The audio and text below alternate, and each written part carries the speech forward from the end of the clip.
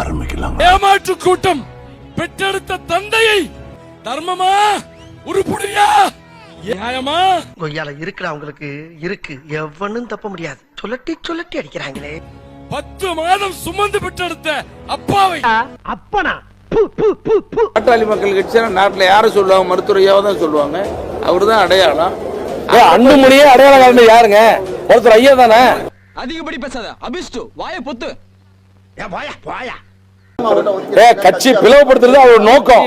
அண்ணன் அன்புமணி நோக்கம் அது. இது கட்சி அழிக்கணும் அண்ணன் அன்புமணியோட நோக்கம்.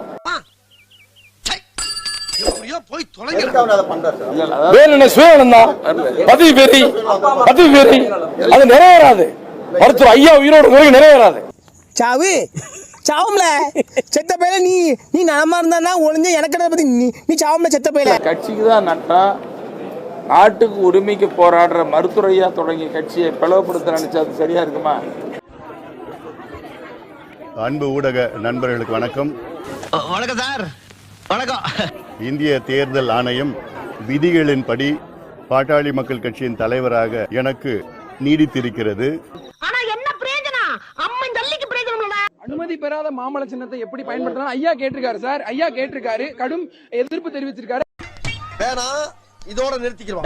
என்னடா நிறுத்துறது? இன்னும் ஆரம்பிக்கவே இல்ல. ஆரம்பிக்கிறதுக்கு முன்னால நிறுத்த முடியும். நியாயமா தர்மமா உருப்படியா மாஸ்டர் நெக்ஸ்ட் சிஎம் சார், உங்க அரசியல் எல்லாம் தூக்கி போட்டு தைரியமா நேரத்துல உன் காது கிழிஞ்சிருந்தா எங்க அண்ணன் சொல்ற மாதிரி, எங்க தலைவர் விஜய் அவர்கள் சொல்ற மாதிரி தில்லு இருந்தா தேர்தல்ல மோதுங்க.